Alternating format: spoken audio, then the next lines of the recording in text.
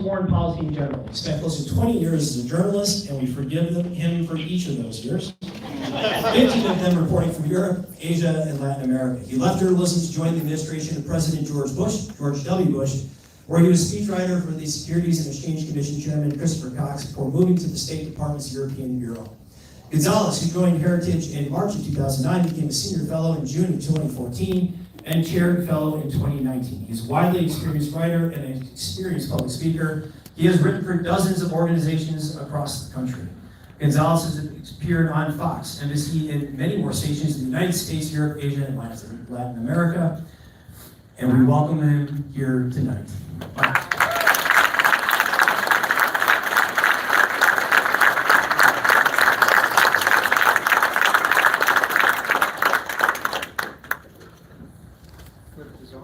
Can you hear me? Yeah. Thank you all for being here. Thank you, Kevin. It's great. I've been crisscrossing the country. I was in Chicago and Dallas a couple of weeks ago. I'm going to be in Omaha tomorrow. It's great to come to Madison, the belly of the beast. From my conversation, Madison has played a key role in critical race theory. Some of you are not in university, you do know this history. I will give you history today.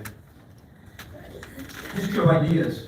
I will do so in the hope that this will make you better at what you do. I want to thank you for caring about critical race theory. Yes, the gas lights are flickering. Do not listen to them when they say they're not flickering. They're lying to you. You're right. You're in the line of fire. You're trying to stop this country from being changed, transformed completely. And I want to thank you for that. So because I want to start with history, why don't we go to the first slide? I'm sorry I will not be able to work this. Go ahead, the next one. It all starts here, actually, in Germany. Critical race theory is all about race, but it starts with this group of very white Germans in Thuringia in 1923 who are gathered for what they call the Marxist Work Week. Communists in Europe were very concerned in the early 20s that the workers were not rising, the proletariat were not rising and overthrowing the capitalist class as Marx and Engels had promised. It had only happened in one backward place, Russia. It happened in Hungary for about 300 days, but the German Revolution failed in 1919, it failed in Italy, and they get together to discuss what to do. I just want to point out a couple of people there. That gentleman there, George Lukács, George Lukács, he was the culture commissar in the Hungarian Soviet. His bright idea was that by introducing sexual depravity to school children, K through 12, he could destroy the family and destroy the nation state. And so they taught not sex ed, but the real sexual depravity. And then the other gentleman here is Felix Wehl, a very wealthy German, who then goes on to found the Frankfurt School, the School for Social Research, the Institute for Social Research in Frankfurt University. When they explore what to do, they come to the conclusion that the reason why there are no revolutions is because the worker has bought into the cultural givens of the oppressor. He's bought into the superstructure. He has accepted God, the family. He has accepted the capitalist system and the nation state. So the worker has become his own oppressor. And they figure out, they start to wonder, what can we do about this? How do we destroy this? Next slide, please. Critical theory itself is the result of this. It was an essay in 1937 by the third director of the Institute, Max Horkheimer. He does think, the roots of this, Marx, Sigmund Freud, him and his assistant, Herbert Marcuse, say, well, yeah, the worker has completely bought into the superstructure. Capitalism has suckered him into it. Next slide. Unfortunately, we cannot play this tape. This is Horkheimer right before he dies in 1969, admitting, this is very good, you can find it online, he's speaking German, but there's subtitles in which he's saying, no, we need less freedom. If you're going to have the justice that we want, we need less freedom, because capitalism is too good. Capitalism produces the goods, produces material comfort, and the worker will never rise if we have, so we need to have less freedom to suppress this. He says that. I was going to show it to you. Next slide, please. So it believes that the individuals have created the superstructure that enslaves them, emerges a transformation of society by undermining all of the institutions, all the traditions, applying a barrage of criticism to them. Let me see, I can't see very well. But what they try to do is they say, if we let the workers and the people understand this evil superstructure, how evil the church is, and how evil the family is, and how evil the nation state is, they will liberate themselves. Marcuse's famous phrase is, all liberation depends on the consciousness of servitude. You, good people of America, do not think of yourselves as serfs or slaves. You think of yourselves as living in the freest country in the world. They say you're wrong. You are ignoring the oppressive superstructure that keeps you down, and their job is to make you aware of it. Next. I really feel bad because you're not able to see this. This is from the movie The Matrix, which explains critical theory really well, because it is the same thing as The Matrix. Here, Morpheus, by the way, this dates me, it's like 1992, cult classic, I forget. But Morpheus is explaining to Neo, it's everywhere. Everywhere you see it's in the church, it's everything. Next slide. And this is this is a great, too bad you can't see this, in which Morpheus again is telling Neo, look at the people around you, look at the cops, look at the engineers, look at the lawyers. They don't know they need to be liberated. They're not our allies. Our job is to make them understand that they need to be liberated. And it was in The Matrix. I was watching it at 3 a.m. My family was at the coast with my children. My wife was with my children, so I'm watching The Matrix. I'm like stopping every 5 minutes. And, oh my God, this is critical theory. Next slide. Eventually, the Frankfurt School has to leave for Teachers College because to escape Adolf Hitler. Columbia University offers them a perch. They come to the United States. They become very influential. They hate the American worker and the American just as much as they hated the European worker. We took them in. We gave them a safe passage, and they say the American worker is just completely suckered by his Wi-Fi and his movies and Victor Mature and his no good culture. And so they begin to criticize American traditions and American culture and American institutions. Next slide. They become, so when we liberate Germany, they all go back to Germany, leaving the hellhole that America is.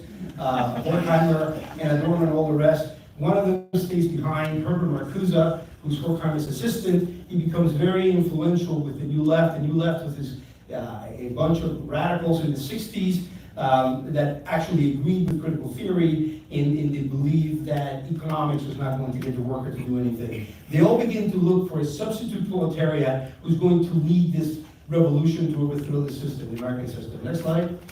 And Marcuse is watching the riots on TV. But Marcuse was a very awful man himself. He thought that his first book, well, not his first book, but one of his main books was on sex. Again, they're all sex crazed. They said, have orgies, destroy the family, liberate yourself libidinally. Because he understood, again, that sex is such a strong urge that you would destroy the family. But he then realized he's the race riots, and he says, aha, I got my replacement for the proletariat. Next slide. This is what he says. It is the population of the ghetto that is going to lead this revolt. He says this many, many times. It's not just one phrase. Hold this thought because we're going to jump into something else right now. Next slide, please. We're going to go into critical legal theory. Next slide. This new left, all of this ferment, goes into the law schools. The lawyers begin to say, it's so true, there is a superstructure, it is repressive. But it is, and these are Marxist lawyers and law students, but it is because it is written into the law as such.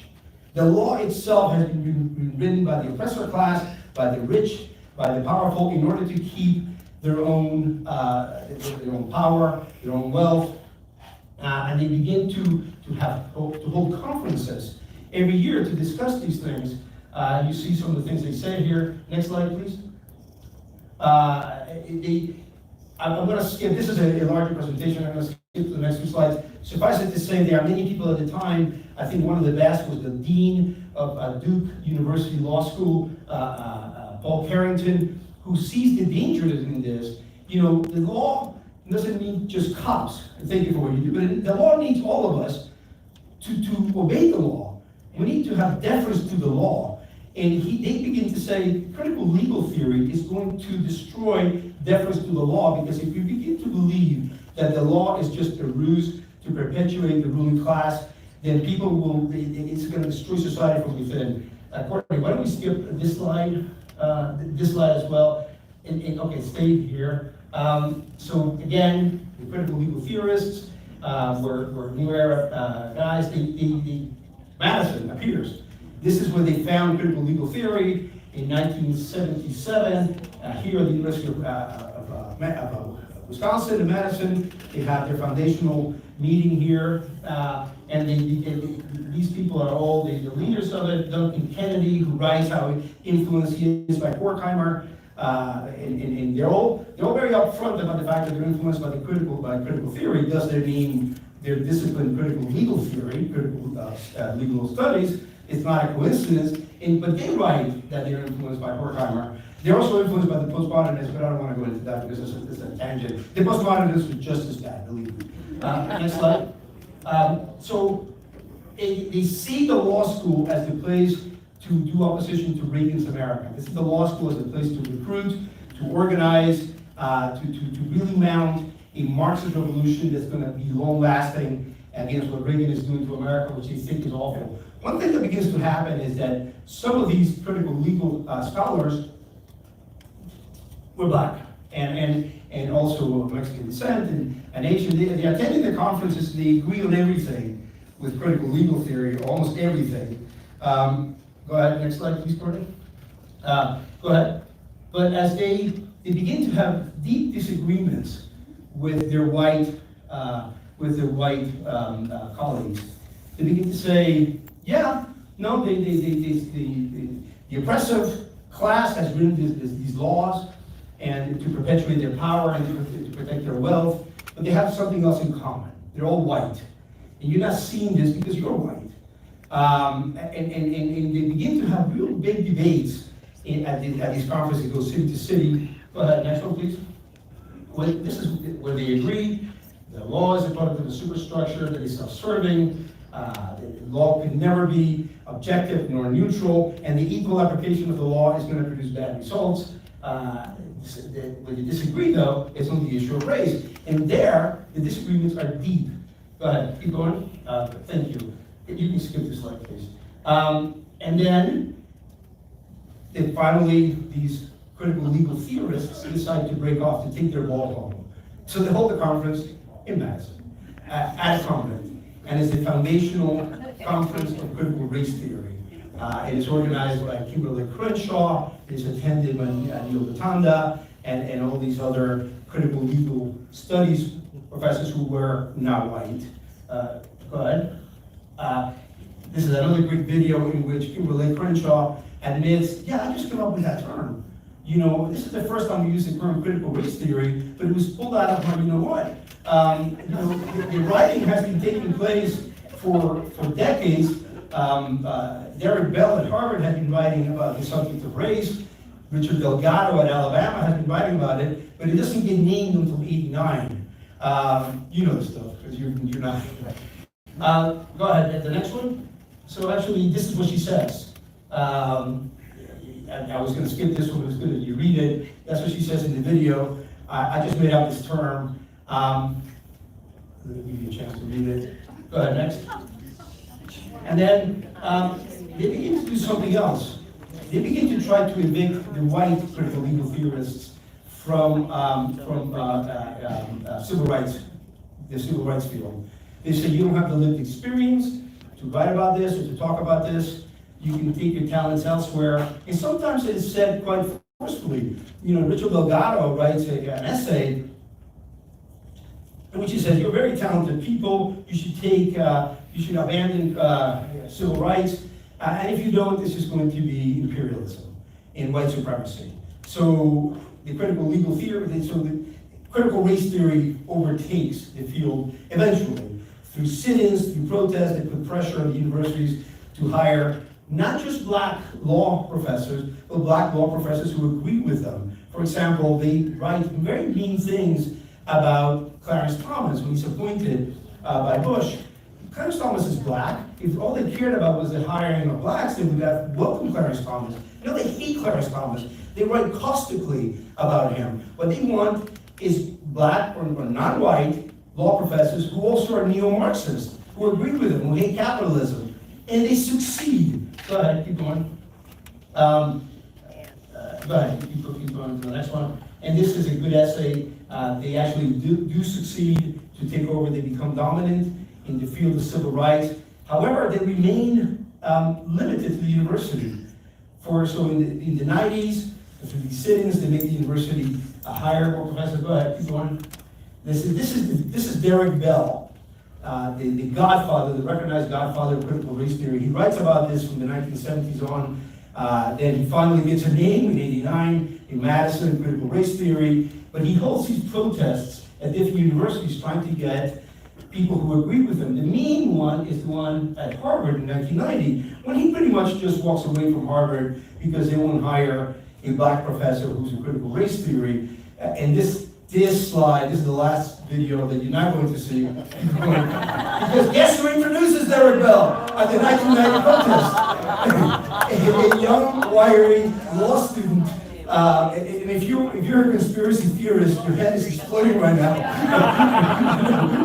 And I don't think that it's a conspiracy. I think that it's a wonderful coincidence that this young man who doesn't go on to become our 44th president has all these nice things to say about Derek Bell as he introduces him at this very key protest as they begin to take over the law schools. It breaks my heart, but I'm going to show it in Omaha. Okay, next slide. So again, this is what they do. This is their main.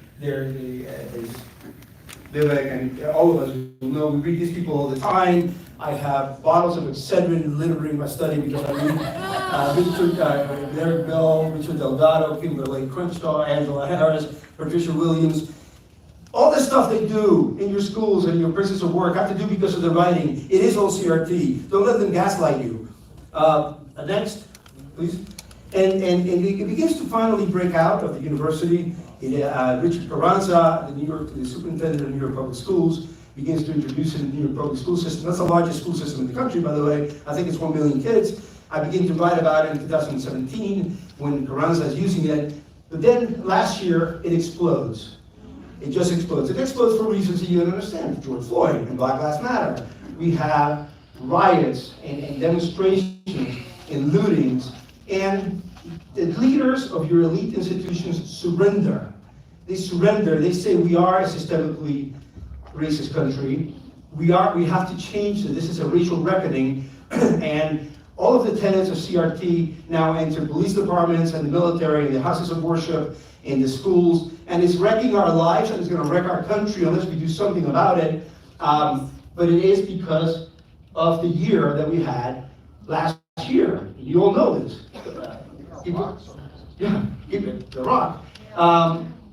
So I just want to add this slide because to me, the main problem with critical theory is that it sows distrust in the institutions, right? The main problem with critical legal theory is that it sows distrust in the law. The next slide, my main problem with critical race theory, it's not that it tells why kids are racist. That's awful. That's awful, by the way. The fact that you're being told you're racist because, no, it's what it does to the black family, is that it justifies crime, it tries to decriminalize crime. These are the writings of the architects. It tries to justify dysfunction instead of making people live up to better practices, to better habits, to better ideas, to close the disparities this way. It tries to lower standards across the board, and that is, I find, just absolutely disgusting. Keep going, please. Next. It teaches that the oppressive repressed narrative that you have been hearing about for the last 17 minutes. It teaches black kids you're never going to amount to anything because of white supremacy, and even you cannot succeed individually. Success will get you nothing. You need to destroy the system back and collectively. Next. And this is what Derek Bell himself writes. The godfather of critical race theory, introduced so fulsomely by our 44th president in 1990. He writes this, and he writes this in many different ways. It's not just one quote. Next. Again, keep going, please. Keep going, please. Another thing that's going to make you, if you're conspiracy-minded, we were talking about this, James and I, before. Herbert Marcuse, the critical theorist who stayed behind and did so many bad things, his star pupil was Angela Davis, the Black Panther who went to prison in the early 70s, a communist, an unrepentant communist, was given the Lenin Peace Prize by Erich Honecker. That's the most oppressive East German regime among the Soviet satellites.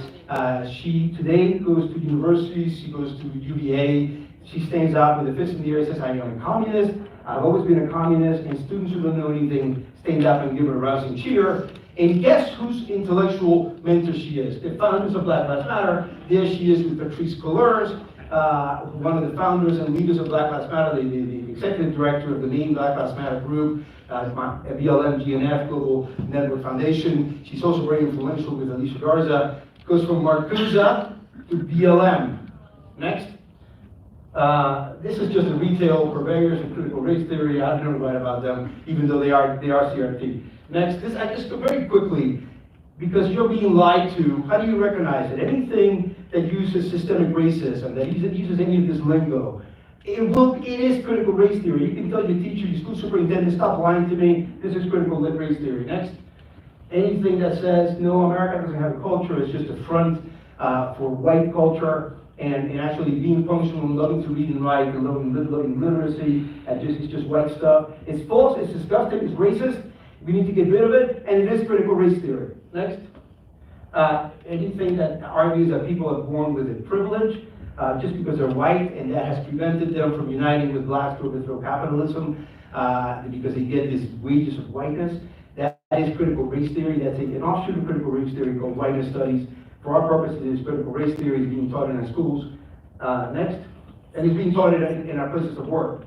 The fourth one is this idea that the system is rigged, so there is no meritocracy. Meritocracy is a myth, something that CRT writers write about often, that all of the measures of success, all of the criteria cannot be used. You cannot use SATs, you cannot use tests, because this is all measuring the wrong thing. No, it's critical race theory and it's bad. And the last one is that equity has to replace equality. Equity is a fine word. They've corrupted it to mean an equal treatment by government. That is illegal in our system of government. We have one constitution, the Constitution of '87. We have the Civil Rights Act, which we need to uphold. We cannot have the government treating people unequally because of their race. It's a gigantic step backward. And then the last slide is a shameless plug for my book. But the book that's coming out September 7th is my next book that is going to get me into a lot of trouble. BLM, the New Marxist Revolution. I only have this copy, but it comes out September 7th. You can pre-order it right now. You're a wonderful audience. It's great to speak to you here in Madison, and thank you for coming out and caring about this issue. Thanks a lot.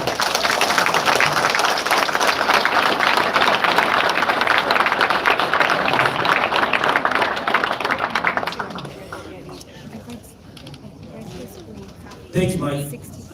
It's warm in here. Does everybody feel that? All right, I think they got the AC pumped up. We'll urge them to keep pumping it up as far as it'll go. But it is hot, as you all know. It was like 90 degrees when I pulled it in today. So first, before we move on to our next speaker, I would like to ask all of our local school board members and state legislators to please stand up if you're in the audience here tonight. If you could, please stand up. Thank you. Thanks so much for coming. And I would say a number of them joined us beforehand at a smaller group meeting that we did right beforehand so they could ask some questions of our speakers. And just know that that is part of what we're doing, No Better Friend, is trying to connect those that are on the leading edges of pushing back on critical race theory with elected officials throughout the state of Wisconsin, such that they can then take the fight directly to our state and also to localities. So with that, I'm going to introduce our next speaker, Vivek Ramaswamy. Vivek is a successful entrepreneur who has founded multiple successful enterprises. A first-generation American, he is the founder and executive chairman of Roivant Sciences. Did I pronounce it correctly? Did I? Okay. A new type of biopharmaceutical company focused on the application of technology to drug development. He founded the company in 2014 and led one of the largest biotech IPOs in 2015 and 16, eventually culminating in successful clinical trials in multiple disease areas that led to FDA-approved products. Mr. Ramaswamy was born and raised in Southwest Ohio. He graduated summa cum laude in biology from Harvard in 2007 and began his career as a successful biotech investor at a prominent hedge fund. He has continued to work as an investor while earning his law degree at Yale, where he was a recipient of the Paul and Daisy Saros Fellowship for New Americans. He has been featured on the cover of Forbes magazine in 2015 for his work in drug development. In 2020, he emerged as a prominent national commentator on stakeholder capitalism, free speech, and woke culture. He has authored numerous articles and op-eds which have appeared in the Wall Street Journal, National Review, Newsweek, Harvard, and the Harvard Business Review. And he serves on the board of directors of the Philanthropy Roundtable and the Foundation for Research on Equal Opportunity. He's also a new author of Woke Incorporated. This is his last stop before he kicks off a book tour, and he will be donating the proceeds from that book to continuing the fight against critical race theory. Vivek, come on up.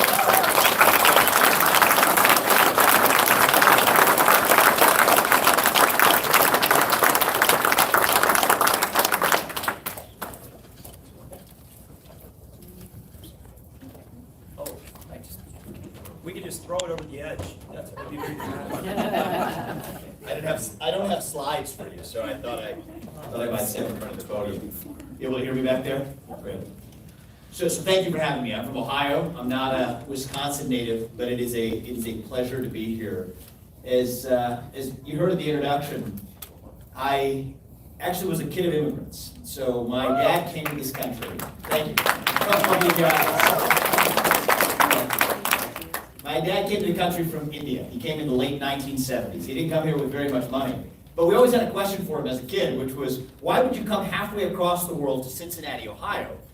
And his response to that was that, actually, he needed to be near his older sister who would come before him to Fort Wayne, Indiana.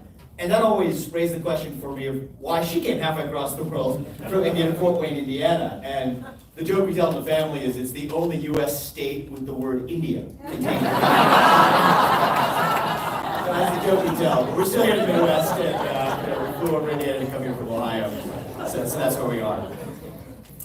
I'm going to start by telling you about my childhood, actually, that takes me back to 1993, when I was in second grade. And that was when I heard Martin Luther King's I Have a Dream speech for the first time. That was the speech where he said that I hope my 4 children grow up in a country where they will be judged not on the color of their skin, but on the content of their character. And that dream meant something to me. Now, let me just take a minute to interrupt myself. I don't mind using the microphone, the handheld microphone. Right behind you. Yeah, but is it all right if I just switch to that? Yep. Thank you. I got here late for the sound test. That was my fault, actually. But I was telling you about Martin Luther King's dream, and that was the speech where it stuck with me all these years, where he just said, I hope my 4 children, and it was not his children, mind you, his 4 children, grow up in a country where they would be judged not on the color of their skin, but on the content of their character. And the reason that dream stuck with me, the reason it meant something to me, is that it was actually the dream that allowed my dad to come to this country 40 years ago and build a successful career at the GE plant in Evendale, Ohio, despite the fact that he had, and still has to this day, a thick Indian accent. It was the dream that allowed me to go in a single generation, from being the kid of Indian immigrants who came to this country with almost no money, to becoming, as you heard, the founder of a multi-billion-dollar biotech company that got drugs to patients who needed them. And the drug that I'm most personally proud of, actually, that I worked on during my time as CEO, is a new drug that's FDA approved today for the treatment of prostate cancer. Yay. Thank you.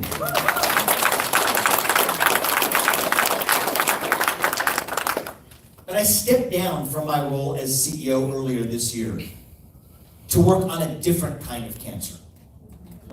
A cancer that threatened the very dream that Martin Luther King taught 60 years ago. A dream that threatened to kill the American dream that allowed me to achieve everything I ever have in my life. You call it critical race theory, I call it the woke agenda. But this new disease is a secular religion in our country that centers on the idea that your identity is based on your race, your gender, and your sexual orientation, full stop. It says that America is a systemically racist country. That if you're black, you're inherently disadvantaged. That if you're white, you're inherently privileged. No matter your economic upbringing, no matter your economic background, your race and your gender govern who you are and what you're allowed to think. You are a prisoner of the color of your skin. And you don't have to just take it from me. We were talking about gaslighting before. Don't believe me. Just take it from the high priests of this new religion. Take it from Ibram Kendi, who we skipped quickly past on that last slide, who said that the only remedy to past discrimination is present discrimination. The only remedy to present discrimination is future discrimination.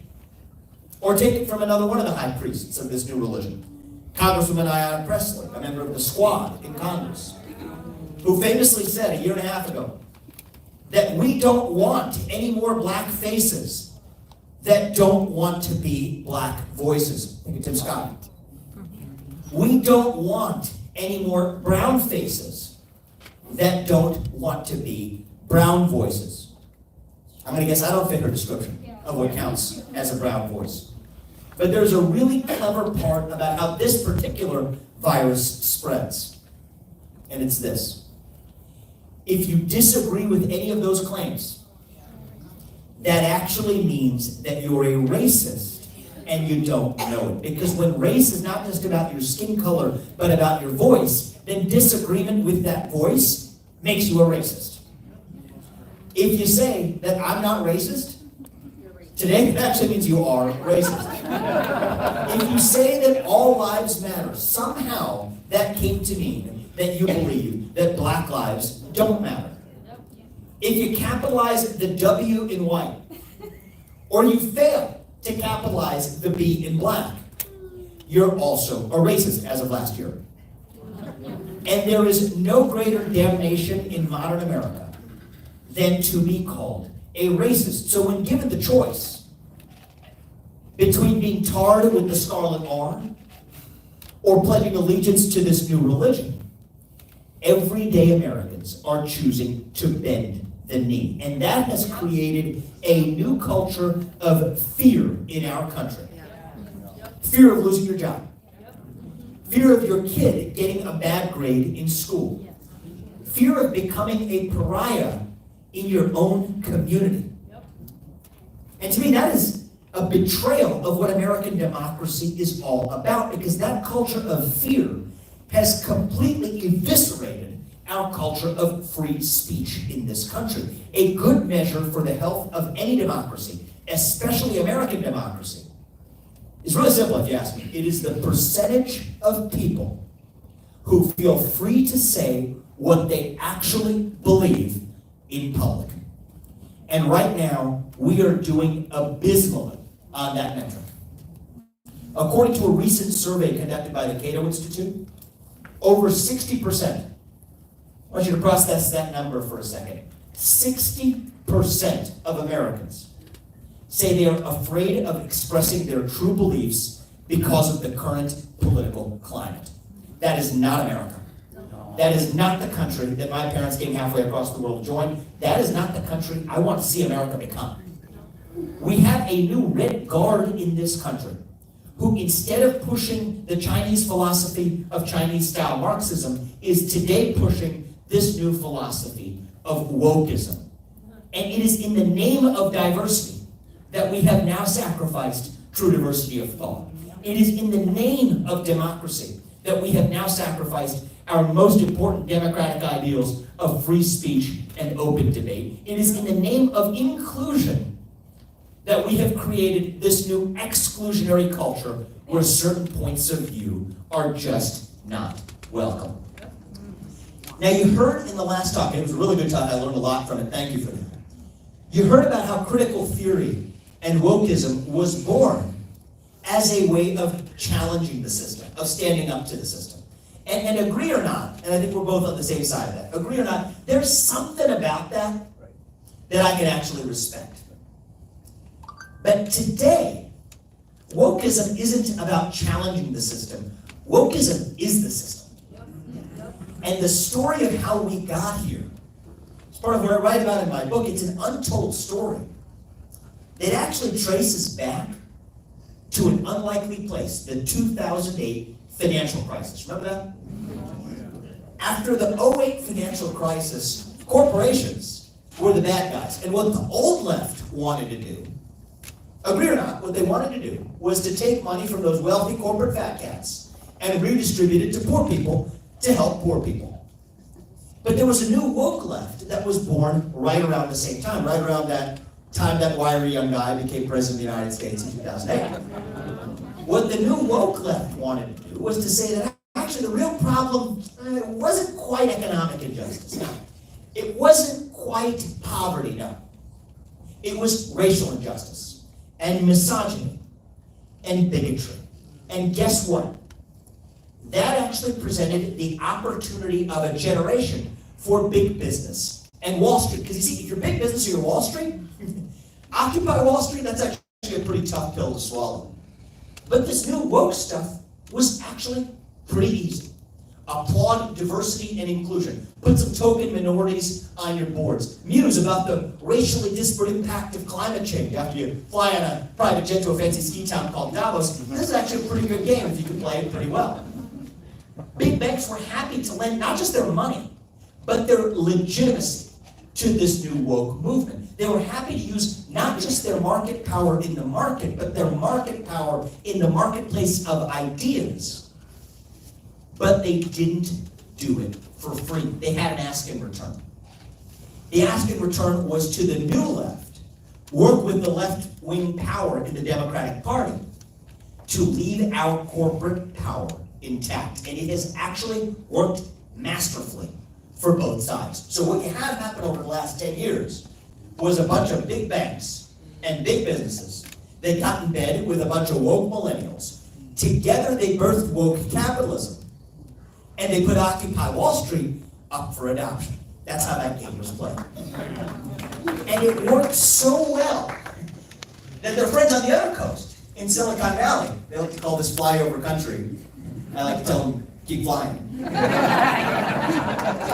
actually observed the exact same phenomenon in the other direction, which is to say that, dang, that worked pretty well for Wall Street, let's get in on the action. So they said, okay, we're going to censor any content that the woke left doesn't want to see online. But again, we don't do it for free. We expect the new Democratic Party to look the other way when it comes to leaving our monopoly power intact. And again, it has worked masterfully for both sides. That is how this game is played. It is not an arranged marriage of love.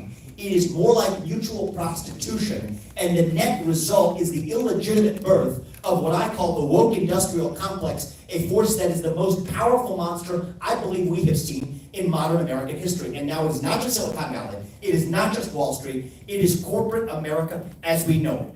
It is Coca-Cola teaching its employees on how to be less white and issuing statements about a new voting law in Georgia that make it sound more like a super PAC than a soft drink manufacturer. It is United Airlines. I flew here. Oh, a storm today. I'm going to tell you, this didn't make me feel very good. When United Airlines say they are going to get rid of their tests for pilot competence to make sure that 50% of pilots are persons of color or women in the cockpit. It is Nike telling you that they donate tens of millions of dollars to Black Lives Matter, a Marxist organization that professes to care about black lives, all the while sourcing $250 sneakers using slave labor in Asia to sell those $250 sneakers to black kids in New York City who can't afford to buy books for school. That is how this game is played. It is a new force that is not just big government alone, but a hybrid of big government and big business that is more powerful than either one alone because it can do what each cannot on its own. And I have some bad news for you. It gets even worse in the last few years when there's a new actor who showed up on the scene and turned this unholy alliance into a three-party affair. And that new force is the Communist Party of China. And I can tell you from personal experience, they understand this game far more deeply than any of us do. There is even a new Chinese word for wokeness, baizuo. It literally refers to woke white people in the United States, and they use it to laugh at us. And even worse, they're now using it to undermine our geopolitical position on the global stage. And if you have any doubt about that, just listen really closely to what they are now saying in nearly every diplomatic forum. Last year, EU officials pressed Xi Jinping, the head of China, about Uyghur human rights violations in the Xinjiang province, where, by the way, they have locked up over 1 million Uyghurs in concentration camps in what I think is one of the worst human rights atrocities committed by a major nation since the Third Reich in Germany in the 1930s. And the first thing that Xi Jinping says is that Black Lives Matter shows that the United States is no better. It wasn't an accident, because earlier this year, Yang Jiechi's top diplomat came here to the Alaska summit and lectured us in his first 15 minutes of his opening statement, saying that China hopes that the United States stops slaughtering, that's his word, slaughtering Black Americans, and that China hopes the United States does better on human rights. Now that would be laughable if it weren't for the fact that they're able to get away with it. And how are they able to get away with it? It actually, in my opinion, comes down to those woke corporations, because the new international arbiters of moral justice, the people who are always known to criticize injustice, don't criticize the CCP. Actually, they praise them. So take Disney. 2 years ago, they said they could not film in the state of Georgia if they passed a new anti-abortion statute, the equivalent of a heartbeat bill. But just last year, Disney goes to the Xinjiang province of China, literally ground zero of the Uyghur human rights crisis, to film Mulan. They do not say a peep until the very end, where they finally summon the courage to speak up in the credits to the film, where they say, "We thank the local authorities in the Xinjiang province of China, the very CCP authorities that are committing those same human rights atrocities." That's Disney. The NBA is even worse. They regularly criticize social injustice and racism in the United States. They paint Black Lives Matter on their courts, but they do not take a peep as they continue to expand into the Chinese market. For my home state, take LeBron James, a frequent critic of racial injustice in the United States. He was actually the first person who came to China's public defense when Daryl Morey of the Houston Rockets tweeted, "Fight for freedom, stand with Hong Kong." He was denounced, the Rockets considered firing him, and LeBron James came to China's public defense. That is how this game is played. Now, why do these companies and their crony celebrities do it? The answer is really simple. You said it. It comes down to money. It is when wokeness got mixed with capitalism, got supercharged with the muscle of corporate power, that it actually became unstoppable. Because they build a great Chinese wall to prevent you from entering the Chinese market if you criticize the CCP. But here's the secret part. They roll out the red carpet if you criticize the United States. They are playing us like a Chinese mandolin. It is working, and now they are using the same tactic to deflect accountability for the origin of this virus, the COVID-19 pandemic. Where if you say the Marburg virus came from Germany, totally fine. You could say the West Nile virus, which came from the river where it originated. You could say the Zika virus, named after the forest where it came from. You could say the Japanese encephalitis virus, which, as you might have guessed, came from Japan. Or even with COVID-19, you could say the UK strain. You could say the Brazilian strain. You could say the South African strain. You could say the Indian W strain. But if you say the Wuhan virus, you are immediately bashed as a racist and a bigot. And you have to ask yourself, why? I think it's because the CCP has weaponized not just the COVID-19 pandemic, but the woke pandemic to equate Chinese nihilism with American idealism. And when that happens, nihilism wins every time. Thank you, LeBron James. So who wins this game? Corporations win. Woke activists win. The Chinese Communist Party wins. But the real losers are the American people and American democracy itself. Now that's the problem. What I want to do is I want to shift to talking about the solutions. And I want to start talking about the solutions by resetting our frame of mind just a little bit. One of my heroes, Ronald Reagan, in 1980, came to power and did what he needed to do in his era, which was to deregulate and to cut taxes and to herald in a revolution whose echoes we continue to hear and whose fruits we continue to enjoy today, to this day, 40 years later. That's why he's one of my heroes. But my top Republican hero actually came before Ronald Reagan.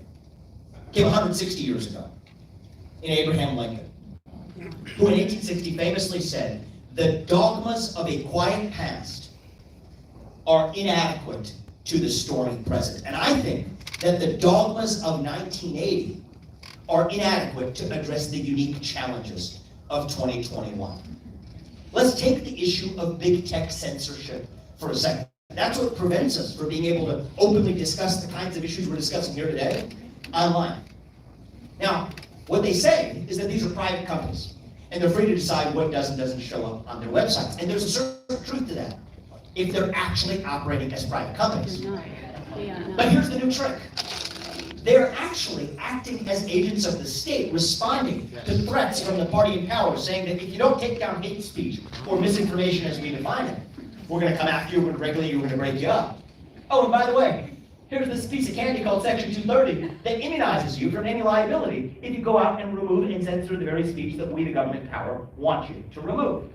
That is not the action of a private company. It is doing through the back door, using private companies as deputized agents to do through the back door what the government cannot directly do under the Constitution. And if it is state action in disguise, the Constitution still applies. That's a 2021 solution, not a 1980 solution. It's the kind of solution we need to wake up to today. And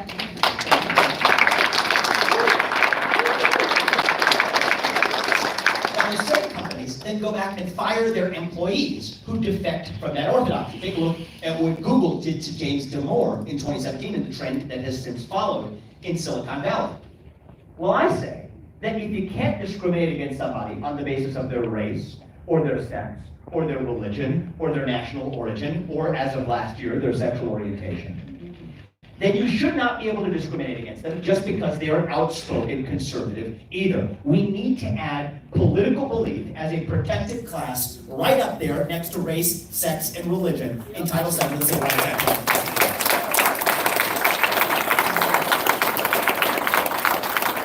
I have to confess, I didn't always think this way. I used to consider myself a libertarian. And I used to say that, hey, look, the free market should work these things out. The last thing we should want to do is impose constraints on private actors. One more constraint on a private business isn't what we need. The market should work this out. And if these silly businesses over there are firing all these great conservatives, that's a great opportunity for a different business to hire all those conservatives instead. It's a reasonable line of argument. But here's my problem with that line of thinking. We have to apply the standards evenly. And if we want to have a conversation about eliminating protected classes, including race and sex and religion and sexual orientation, fine. I'm open for business to have that conversation. Nobody else seems to be, but on the right, the left, the center of the Libertarian Party, but I'm open. But if we're not going to have that conversation, then you got to apply the standard evenly. If you can't discriminate against somebody for being black or brown or gay or Muslim or Jewish or Christian or whatever, you should not be able to discriminate against them just because they're an outspoken conservative. If you cannot deplatform somebody because they're black or gay or Muslim or Christian or Jewish or whatever, you should not be able to deplatform them just because they're an outspoken conservative. And this is not an academic issue. It is happening every day in this country. If it can happen to the 45th President of the United States, it can happen to anybody.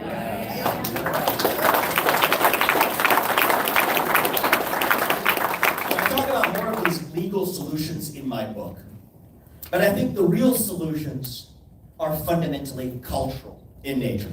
Now, I spent a lot of my time, I was educated in places like Harvard and Yale. I've been in the elite New York finance world. I started a venture-backed company, $1 billion plus whatever market value, et cetera, et cetera. I've been in elite circles, okay? And I am unafraid about talking to audiences about things that they may not want to hear. I'm going to take the liberty of doing a little bit of that tonight. I'm going to challenge some suppositions of the anti-critical race theory movement, and you don't have to agree with me, but I will ask you to listen to me.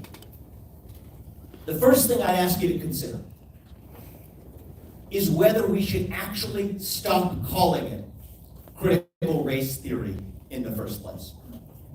The way I look at it is, if you're teaching a kid to be oppressed or an oppressor based on the color of their skin, and you're getting gaslit on the other side with somebody telling you that's not critical race theory. We heard a great lecture teaching you that it is. Okay. But my view is, I don't care what you call it. I don't want you doing it to our next generation of young Americans.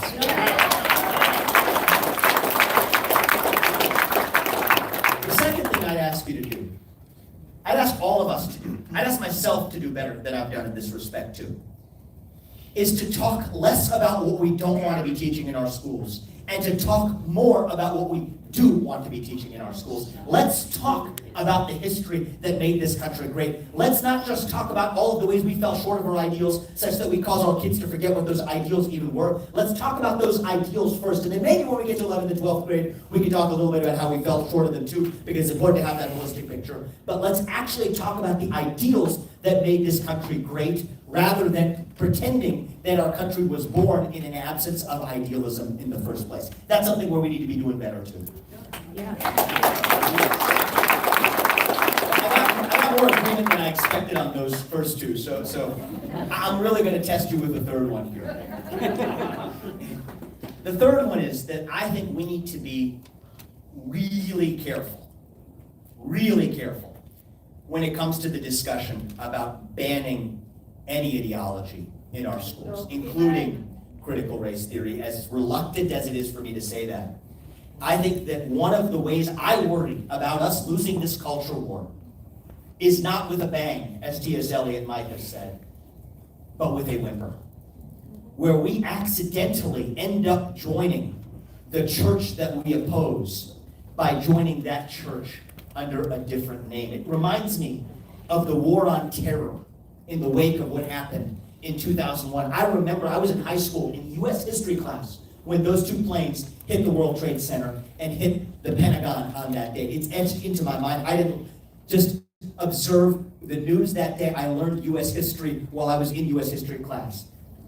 And I remember the war on terror that followed, how difficult it was to fight terrorists who were willing to adopt methods that we would never adopt in return. Striking innocent civilians, yes, that's easier to do in the short run. But if we do it, we just joined their ranks under a different name and have lost fighting for what we ultimately wish to fight for. And I think that the essence of cancel culture today is the use of force to supplant free speech and open debate as our mechanism for settling political questions. And I think we owe it to ourselves and to our movement to remember that is actually the value that we stand for. And we ought to focus on a revival of civic education and what we do want to be teaching in our schools, rather than resorting to the methods of the other side. Or else we lose the cultural war by getting infected by the other side without ever recognizing that we lost.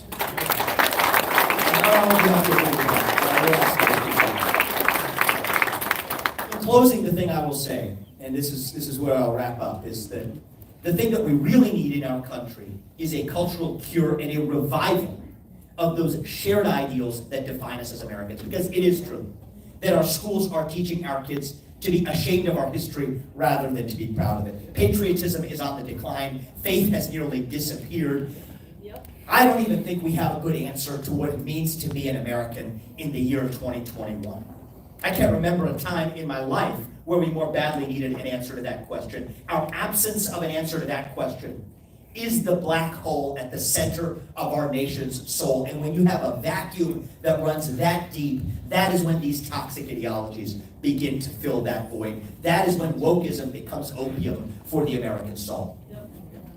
If the last decade was our decade of celebrating our diversity and our differences, then fine, let it be, it's in the past. Let the next decade be about celebrating what still binds us together as one people, as Americans. Yeah. And the top of the list of those ideas was the dream that I told you about at the very beginning, the American dream. The idea that no matter who you are, or who your parents were, or where they came from, or what your skin color is, you can achieve anything you ever want in this country with your own hard work, your own commitment, and your own dedication. That is the American dream. And over the last decade, the scary thing that happened is that we woke up from that dream. And when you wake up from a dream, you forget what it was all about. You might remember how it felt for a little while. Pretty soon you forget that too. That is the real danger of wokeness. But I still think we have time to get this right, to revive those shared ideals of e pluribus unum, from many, one, the American dream, the ideals that bind us together as one people and as Americans. And the other side, and we all have friends, and we all should have friends on the other side will say that that may be a load of high-minded hogwash because America's history is littered with imperfection, that America is imperfect.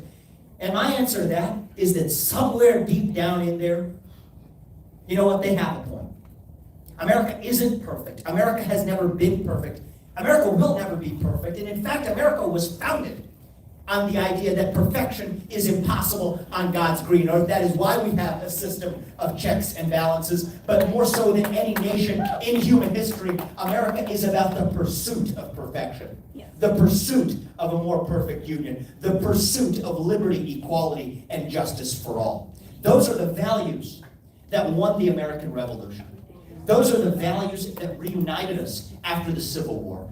Those are the values that won us World War I and World War II and the Cold War. Those are the values that still give hope to the free world. And if we can revive those common values rather than fractious group identity, then nobody in the world, not a nation, not a corporation, not a virus, is going to defeat us. That is what true American exceptionalism is all about, and that is what we will need to revive in order to defeat this cultural epidemic. So I thank you for being part of this movement. Thank you for giving me this platform today.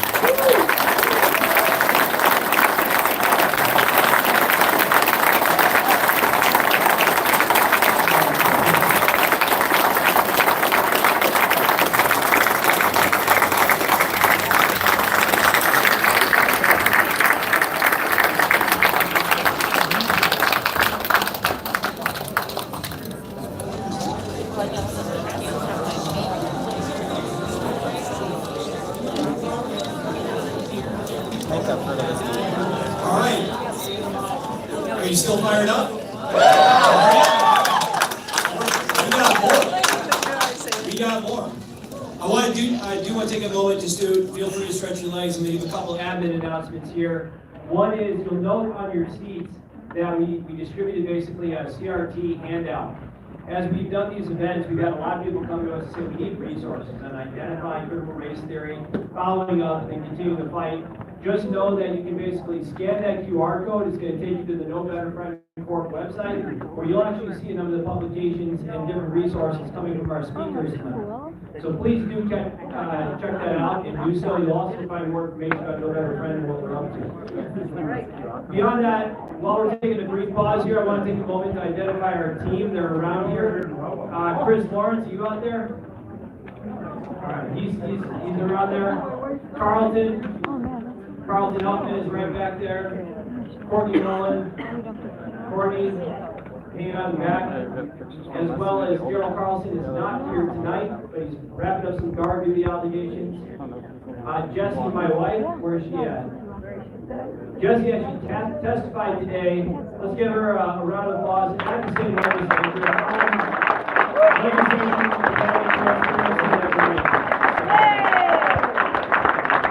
much. We've got a number of volunteers out there, including my Uncle Dale and Aunt Sally and many others who are here tonight helping us out. We greatly appreciate it. So, with that, I want to keep the momentum going, and you're not going to want to miss our next speaker.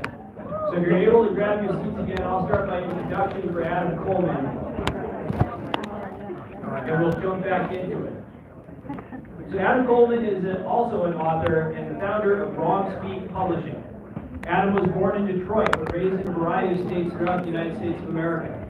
He writes openly about his personal struggles with fatherlessness, homelessness, and masculinity. He is always questioning the world around him, even if the questions he asks are uncomfortable. He strongly believes that we should have the ability to speak freely, and is now advocating for people who feel voiceless to actually be heard. He's attempting to help change the narrative and the way we discuss cultural narratives by being honest, humble, and resolute. He's also a weekly writing contributor for the publication ScoonTV.com and an occasional public speaker, as he is tonight. Also the author of Black Victim to Black Victor. Adam, come on up.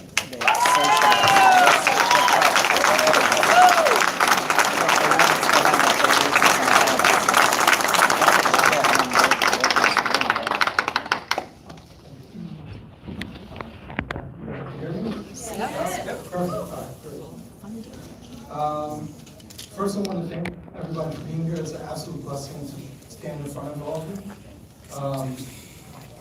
A little bit about myself. I am a IT guy. That's my normal job. But I was very interested in the culture war that's going on, and I was very aware of what was happening in here. Set it up. If I speak louder, is this better? Yeah, great. Okay. That's all right. I'm soft-spoken. I was very interested in the culture war and what was going on in the college campuses. And to my surprise, what happened after George Floyd and how the rest of the world started appearing like the college campuses. And I started seeing how the news media was portraying Black people in a way that we're all just inherent victims. And I got absolutely sick and tired of everyone speaking for me. I got tired of the narrative that I'm always in danger, that there's nothing I can do about my circumstance, and that all my troubles throughout my life has to do with my skin color. After that, I decided to start writing. I'd never written a book, but I wanted to try. And it took me about 9 months. I self-published my book, Black Victim to Black Victor, and I'm absolutely proud of the reaction to it. I told you a little bit about myself. I'm one of those people who believes that you don't know anybody until you know the childhood. So I wanted to read a bit from my book, if you don't mind.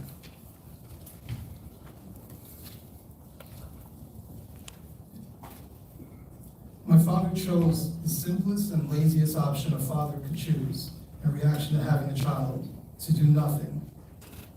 I've thought countless times about how I feel about my father, and the one word that constantly comes to mind is weak. He was too weak a man to fight his sexual urges and stay faithful in his marriage. He was too weak a man to not involve himself in our lives for fear of hurting the marriage he betrayed with his infidelity. He was too weak a man to admit his mistakes to his children and apologize for the pain he inflicted by his absence. My father wasn't poor. In fact, he did well for himself as a tailor and a business owner, yet he allowed for his children to go in and out of homelessness, while my mother was left to pick up the pieces. The nights sitting in a homeless shelter were never followed by a phone call from my father. Were never followed by a phone call from my father to help financially or give emotional support. We suffered in silence from our father, and the most minimal effort could have changed our trajectory, yet he remained apathetic and absent. The last time I spoke with my father, I was 21 years old, and it was over the phone. My son was born just months earlier, and I was at a pivotal point in my life. I wanted to give one more attempt to have my father in my life and see if he could overcome his weak-minded nature as a father. Our conversation was brief, awkward, and he displayed the same behavior he had my entire life, disinterested. After the phone call, I made the decision that if he would not try, I wouldn't either. I never ignored his phone calls because he would have to attempt to contact me in order for me to ignore them. Ultimately, my weak father chose his role in our family on the day I was born. One day, I received a message from my mother telling me that my father was dead, that he died a few months prior to her message. My late knowledge that my father died exemplifies our relationship and how insignificant we were to him. There was nothing in his will for us because that would take effort and care to do so. What I realized was that his death meant nothing to me because he was dead to me long before his corporeal death.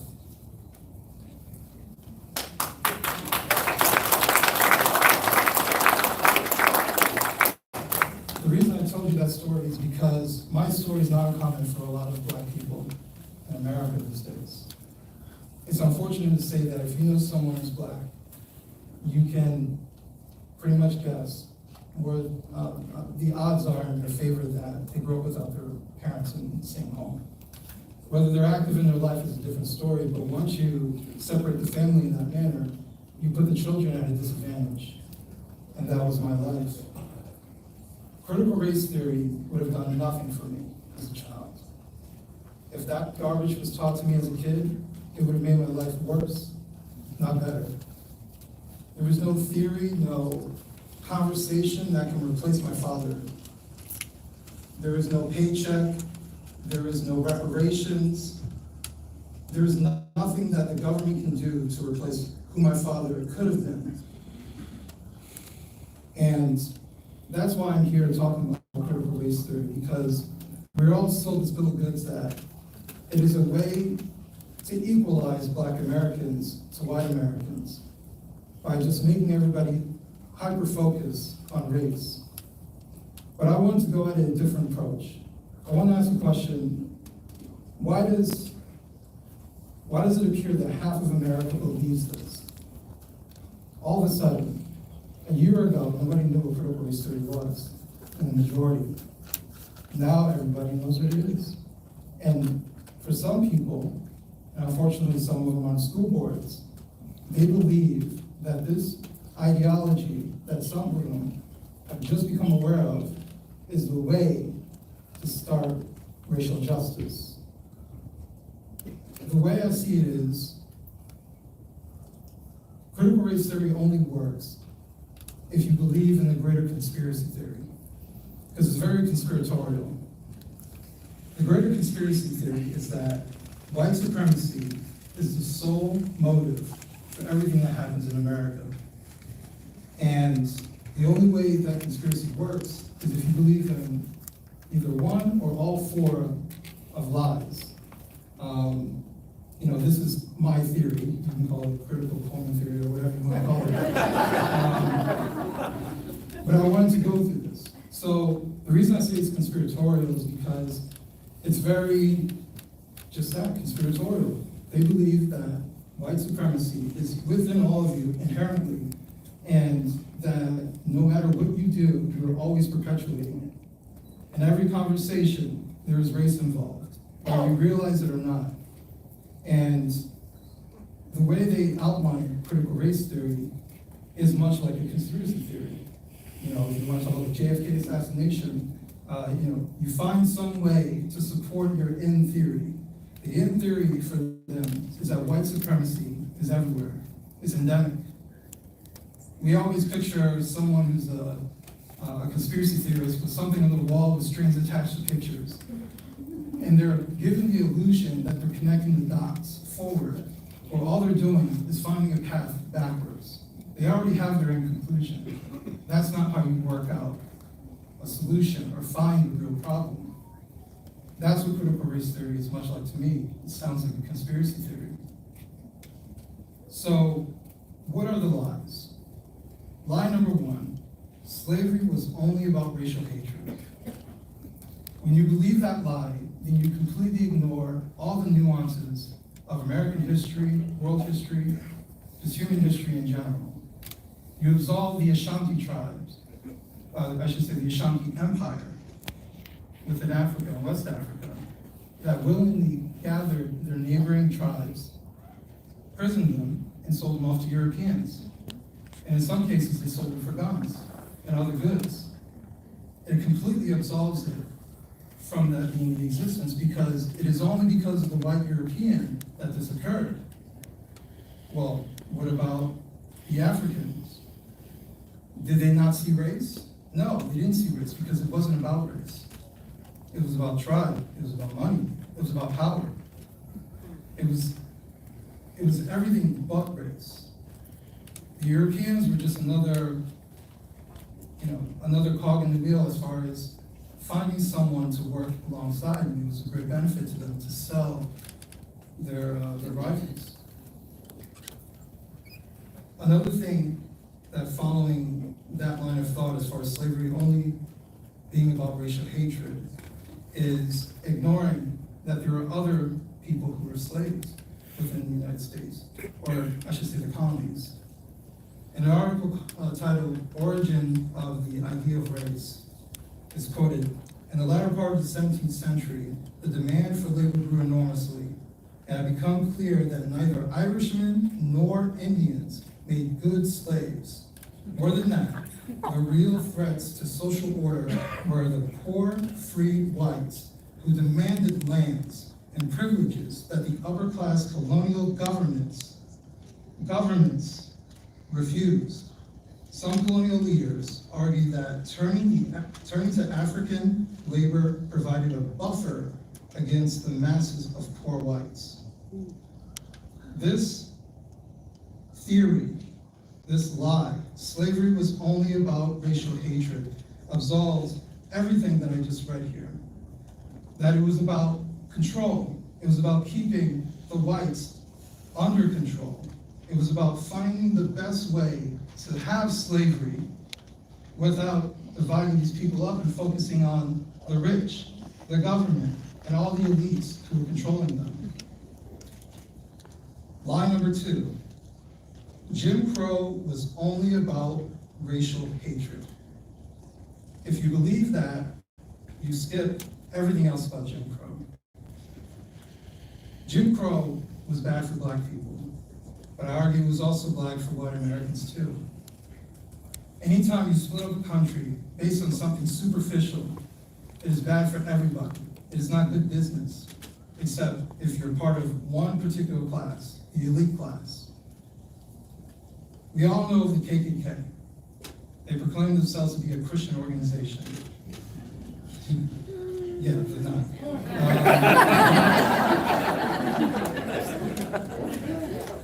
But why did the KKK come into existence?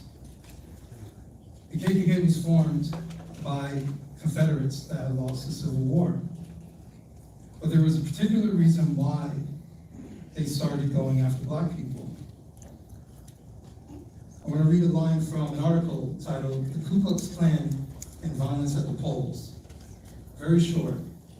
By 1868, which is, I believe, 1 year after the ending of the Civil War, the Klan had evolved into a hooded terrorist organization responsible for murdering thousands of free blacks and their white Republican allies.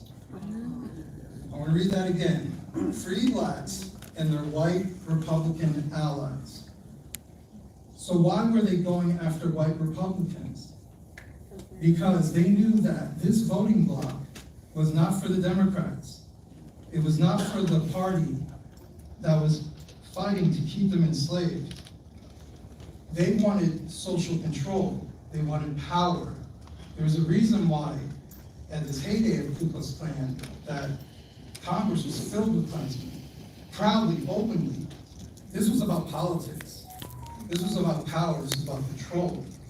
And black people were just a way that they can have that social control and keep them at bay, since majority of them live in the South. Lie number 3.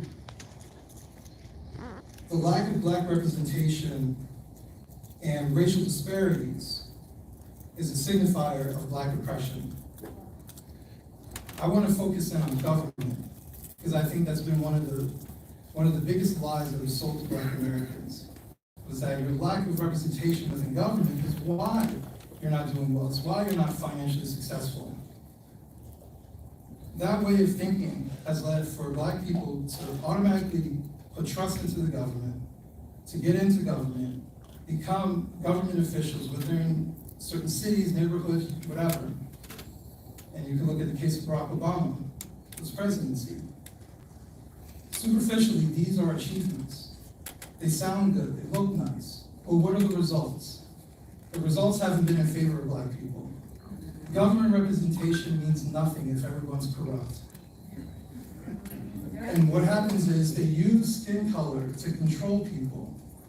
I like to say that they ride into black ghettos in a Mercedes-Benz and say the white man's bad as they roll back out of the ghetto and go into their suburbs and they wave at Alfred Sedan, who's white, and they're next to their neighbors who are white. They're hypocrites. Yeah. They know what they're doing, and they do it all the time. The problem is it works. This is about social control. This is about the government and the usage of government and representation within government as being the gaze of black empowerment. It's not. But believing that lie, believing that blacks need to get into government on a consistent basis, now that they're all Democrats, is about social control.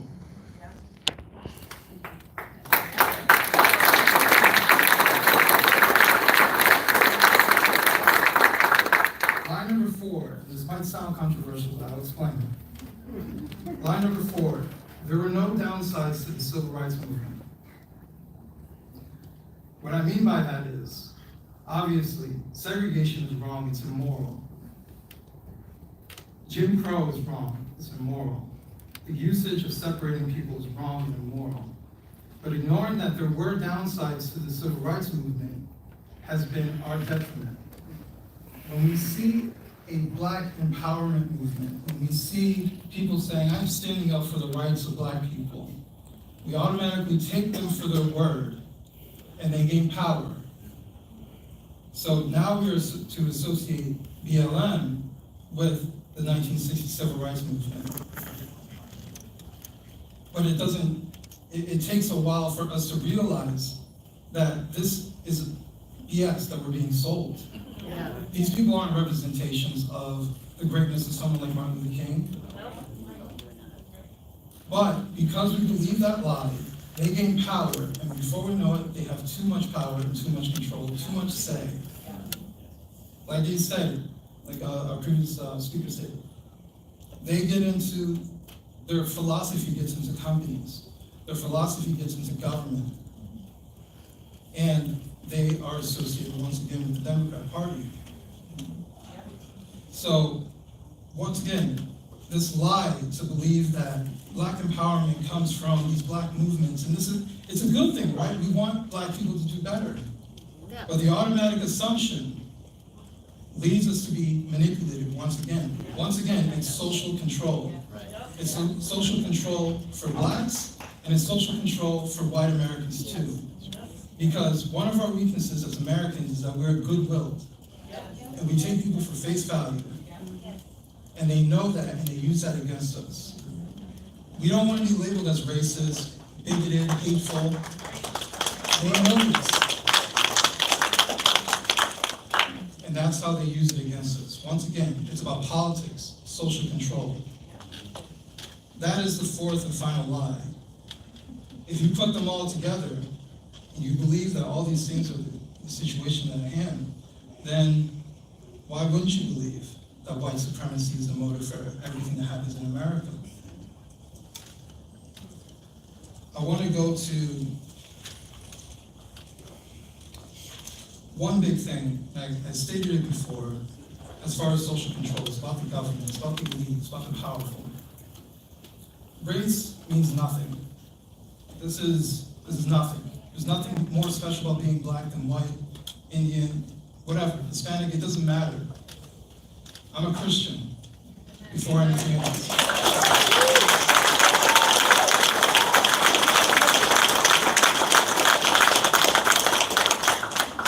And they're using it against us. Multiculturalism is hard to pull off in any country, yet we've been able to pull it off here. And what they're trying to do is reverse it. The government is at play. And just about every historical event that I just read off involved the government at play. And people are using the government against us, against Americans, and especially against black Americans. Anytime there's anything political that needs to happen in America, they always reference black Americans.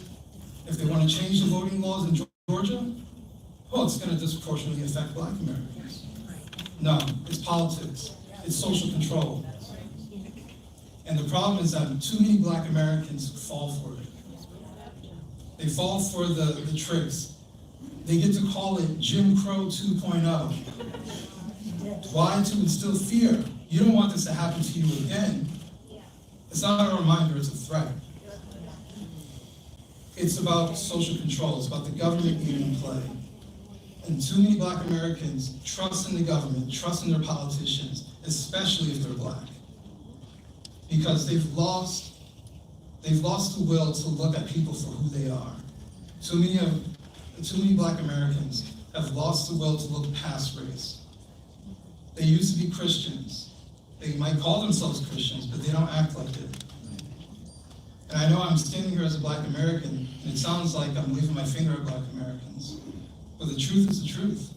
I see it all the time, I see it every day. They would much rather refer to themselves as a Black person than a Christian first. I don't do that. I don't care who I stand in front of. I don't care if there's white faces or whatever I'm standing in front of me. Truth is truth, and you are my brothers and my sisters.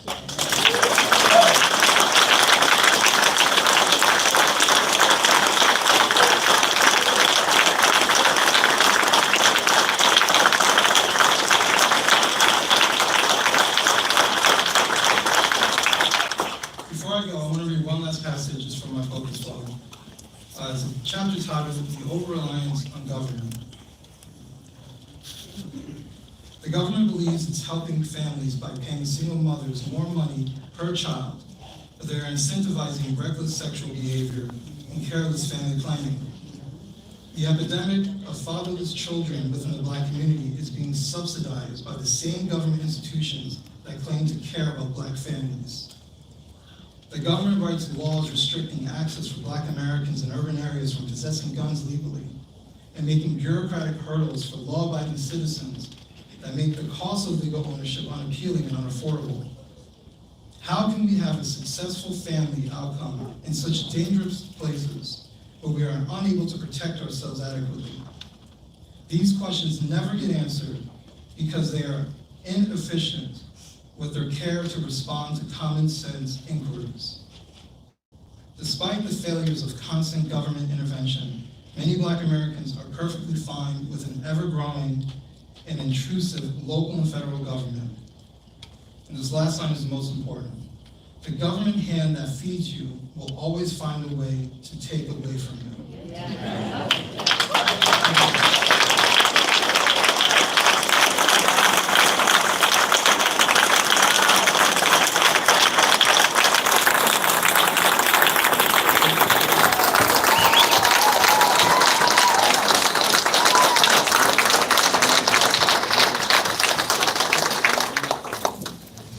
Thank you, Adam.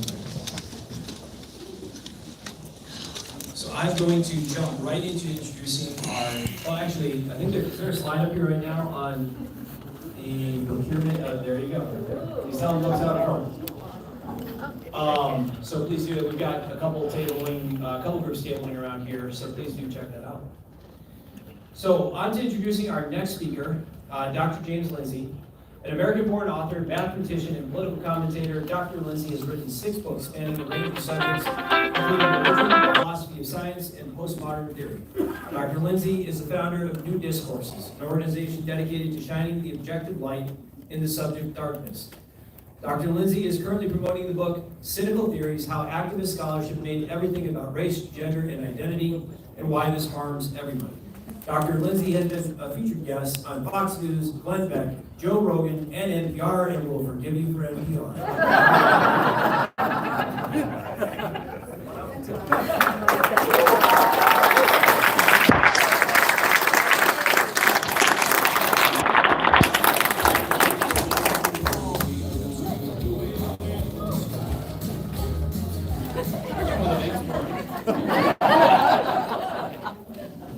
Madison.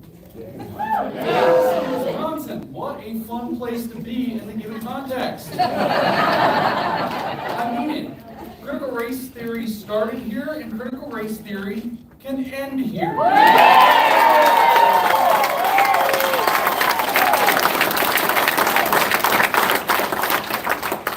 So, Mike, our first speaker, talk to you about how critical race theory began here, in a convent, right here off the university. And it's a fun little point of this history he didn't share with you, that one of the guys who was there, his name is Richard Delgado, he was mentioned, he's been a critical race theorist from before there was critical race theory, University of Alabama, all that. He was there, and in the mid-1990s, he was interviewed about that meeting right here in Madison. And he's describing it, he says, oh yeah, you know, we were trying to get together, we thought maybe we'd come up with a name for it, blah, blah, blah. And then he says, so we met in that convent. There were crucifixes on the wall, stained glass everywhere. An odd setting for a bunch of Marxists. Yeah. That's what he said. So I want to summarize some critical race theory for you based on that history. I want to make it real simple. You've probably been gaslit and lied to on this point. You've probably seen Kimberly Crenshaw lie around this point. She was at that meeting. She was one of the Marxists, by the way. She went on Joy Reid's show on MSNBC. Joy Reid asked her straight to her face, we hear all this stuff about critical race theory being Marxist. What do you think? And she got that smile. Well, what you need to know is, and then talked for 2 minutes until the clock ran out. Didn't say once that she was one of the Marxists in the room here in this city that created critical race theory. So I'm just gonna, this gaslighting, I'm just gonna make it real simple. Critical race theory is race Marxism. 2 words, that's it.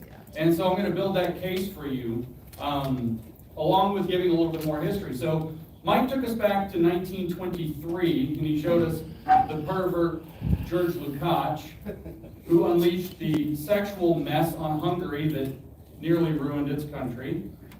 We have the exact same echoes of that attempting to ruin our country under the brand names of queer theory and gender theory, but that's a talk for a different day. They're linked by intersectionality, so they're not completely separate. I like to think of them as critical race theories like the right hand and queer theories the left hand of what's destroying our culture. They're not always the same in the head. They don't always know what each other's doing. But critical race theory can actually be traced back, I mean, it can be traced back a long way, but we're going to trace it back all the way back to 1848. So I'm going to go back a little further. I'm going to talk about a man you've probably heard of, Karl Marx. He published a book, Communist Manifesto. And Karl Marx, what you need to understand, had a belief system. Critical race theory is a belief system that extends his belief system. And part of his belief system, he had lots of different views. Part of his belief system was that history progresses along a certain trajectory. It doesn't matter what country you're in. In fact, it could be global. History progresses along a certain trajectory. And what he was concerned about were what are called the material conditions of a society. The material conditions move along the track of history. His belief system was called dialectical materialism, which says that history moves dialectically by looking at the contradictions that arise in the material conditions. And he says there are 6 main stages of history. The first of these stages is called primitive communism. We live in small tribes. And everybody shares, because everybody's either family or extended family or has been inducted into the tribe and is part of the extended family. So everybody shares. There's no sense of property. Primitive communism in tribal settings. But then some tribes figure out how to dominate others. We just heard about that in West Africa, for example. And they introduce slavery, and they create a slave economy. And eventually people realize that this is a bad idea, that it's exploitative, that it's violent, that it's evil. And history progresses as the contradictions of slavery, of human ownership, become intolerable through an act of abolition. And you establish these new things called estates. And we have a serf economy, a serf-based estate feudal economy. And sooner or later, people realize, wait a minute, these lords, these landlords are just hoarding all the good stuff, and I worked for it. What if I had my own stuff? And so the third stage of history, which is feudalism, gives way to capitalism, where people have their own private property and can exchange it. But there are still contradictions in capitalism. Marx says this didn't solve the problem. There are still intolerable contradictions. For instance, some people are really rich, but there's still poverty. So there are still contradictions to work out. What he said was, well, the working class, the people who are using their labor to create all this wealth and prosperity, while being exploited for it and being alienated from their own product, those people are actually just not aware of the fact that they're being exploited, that they're being alienated. And if they were to be awakened from the worker to the proletariat, that they might rise up in that awakened consciousness of the realities of material conditions under capitalism, seize the means of production, found what one of his acolytes a few years later called a dictatorship of the proletariat, and usher humanity into a fifth stage of history called socialism, where there would be a redistribution. The dictatorship of the proletariat would be run by people who are either workers who were awakened with their class consciousness, what it means to be lower class, or their representatives among the capitalist class who are really the ones who are going to run the show. Lenin comes to mind. This, he believed, because the people with the right consciousness, for you religious nerds out there, the Gnostics, the people who have the right consciousness are now going to be able to lead society bit by bit until we finally dissolve socialism and dissolve the state. We have a classless, stateless society where any conflict is no longer class conflict. It's no longer at the level of material conditions. It's just individual to individual. But since everybody has the same consciousness, they'll be able to work out their differences. We'll have lots of leisure time. The machines, the industrial economy will produce for our vital needs, and everybody will get to do things like hunt and fish, and they all speculated about how great it would be and probably have orgies, because that's really what's motivating a lot of these people. It is. And we enter into the sixth and final stage of history, that's with a capital H, called communism, and that's with a capital C, which is the utopia made on earth.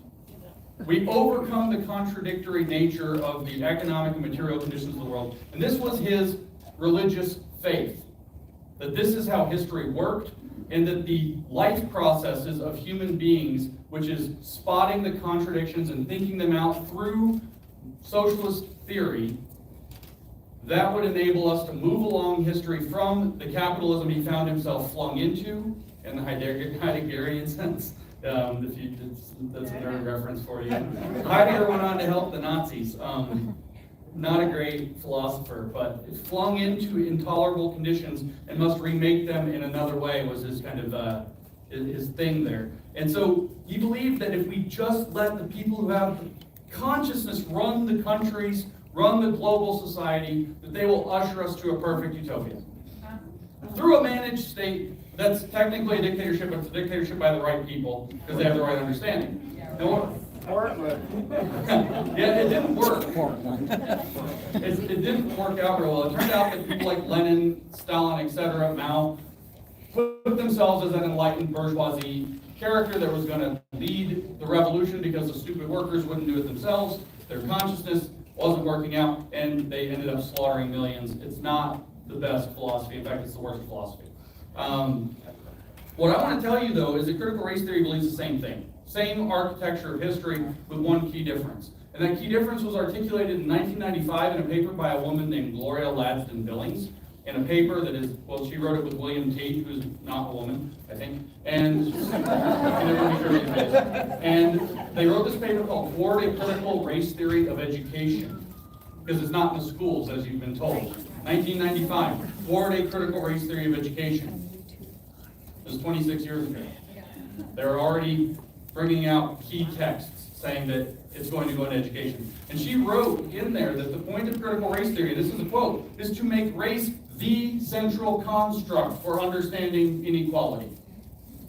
That's the point of critical race theory. So Marx had a religion that believed history followed a certain track, as long as it got led by the people who understood how history follows that track, they get all the power. But he believed that economic and material conditions were the key way to understand inequality. But if we make race the central construct for understanding inequality, as this critical race theorist in 1995 instructed, then we can do better. That's the premise of critical race theory. That's where critical race theory really comes from. It's actually that simple. And so what do they believe is the path of history? Well, they're a little vague about it. Marx was pretty specific. He was writing in a particular context at a particular time, which is very industrial modernity, which laid things out much more kind of grandly and clearly, whereas critical race theorists kind of waffle a lot, never really get to the point. And what they believe is that, well, history follows the same trajectory. First, you have this kind of anti-racist tribalism. It doesn't matter what tribe you're in, or it doesn't matter what race you are, it doesn't matter what tribe you're in. If you're a member of the tribe, it doesn't matter what you look like. You got induced into the tribe, if you went through whatever rituals or rites were required to become a member of the tribe, you're a member of the tribe, you're in the family, the end, and racial justice prevails within that tribe. But then people figured out that you can dominate one race over another, particularly Western European powers figured out that slavery could be run and colonialism could be justified in terms of race. This is why they hate Western civilization, by the way. That's the ones that they blame for figuring this out. And slave economies, or slave race relations, I should say, came to dominate the way that the world thought about race. Eventually, this became intolerable. We go through abolition, we come out the other side of abolition, and we enter into a state of apartheid, or segregation, and Jim Crow. This is like feudal estates. You now have an upper class and a lower class, and the lower class is subject to the upper class's whims. Eventually, though, you have a civil rights movement. And the civil rights movement creates colorblind equality, which is exactly what the United States brought that whole idea into the world in 1776. In all men are created equal and endowed by their creator with certain inalienable rights, among them life, liberty, and the pursuit of happiness. Finally, we realized this in the 1960s, and we entered into a colorblind equal society, stage 4 of racial history. But they say that colorblindness is in fact not sufficient. Colorblindness doesn't produce equal outcomes. There are still intolerable racial contradictions. We're equal, but why are some races doing worse on average than others? It must be that equality and colorblindness themselves are part of the problem. And so if we awaken a racial consciousness in parallel to class consciousness that helps people to understand that this is the nature of the world that they live in, and we start handing the power to the people with the racial consciousness, then we can enter into a new phase of history that starts to right those wrongs. And we call that phase equity, racial equity. Socialism, but by race. It seeks reparations to remake the wrongs of history. It seeks redistribution to even the playing field. And it will be administered by commissars like diversity consultants who are trained in diversity, and inclusion experts, and equity experts that rule over your businesses, your churches, your everything, your schools, all of that. In other words, critical race theorists will run the society. They will manage the society with not a dictatorship of the proletariat. Remember when Mike told us what Herbert Marcuse recognized, by the way, in the essay that he referenced where he quotes about the ghetto populations, he mentions it like 30 times in there, is the Essay on Liberation from 1969. And he actually does say, I found my new proletariat. He does. He says, my new proletariat is this. The new vanguard is going to be the elite college student intellectuals, the leftist intelligentsia, and they're going to infiltrate into the minority and ghetto populations and train them to be the revolutionaries to bring us to this new stage. That's literally what he says. So these critical race theorists become the dictatorship not of the proletariat, but of the anti-racists. And then eventually, should we give them enough power long enough and total enough over everybody and everybody's thoughts and over society itself, then we'll enter into a sixth utopian stage where the end of history has been achieved, the end of racial history has been achieved, called racial justice.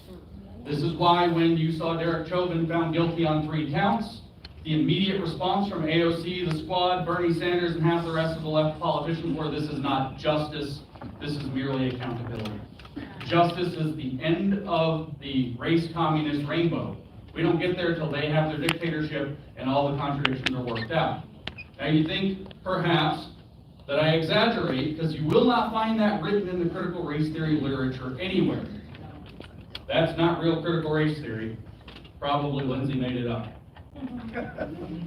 I just want to impress upon you, though, that this dictatorship of the anti-racist thing is absolutely the agenda that they are pushing, not only in the corporations like Vivek talked about, and in churches, as many of you will know, not only in schools, as all of us are keenly aware, but through the government as well. And I'm not just talking about Biden's equity plans and all of this other junk.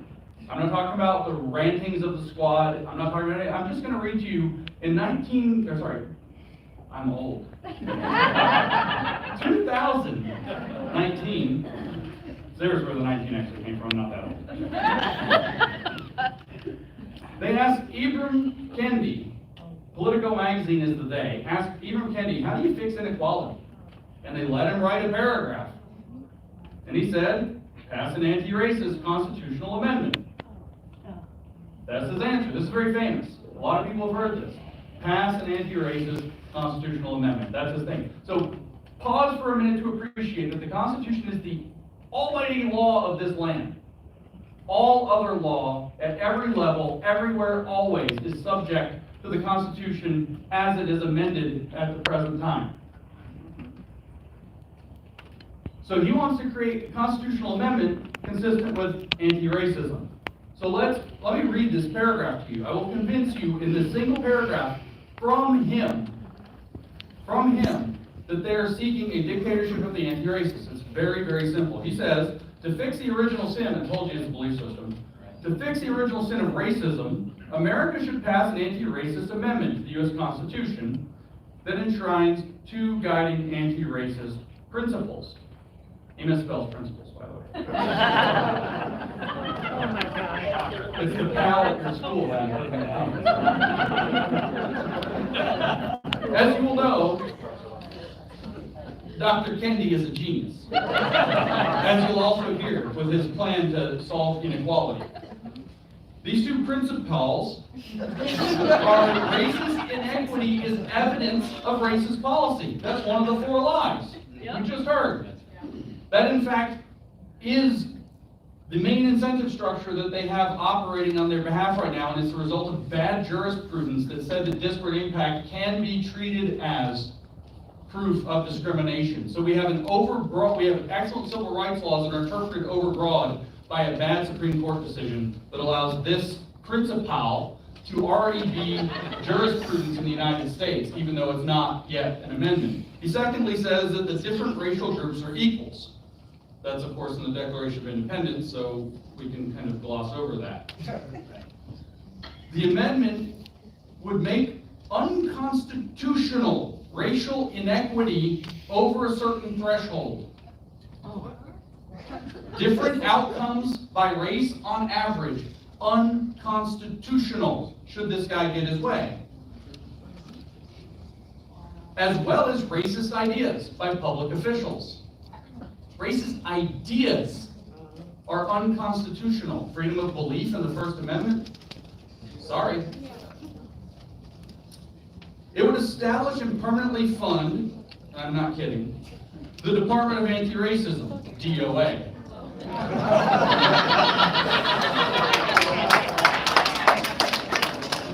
You guys are genius. That is a genius.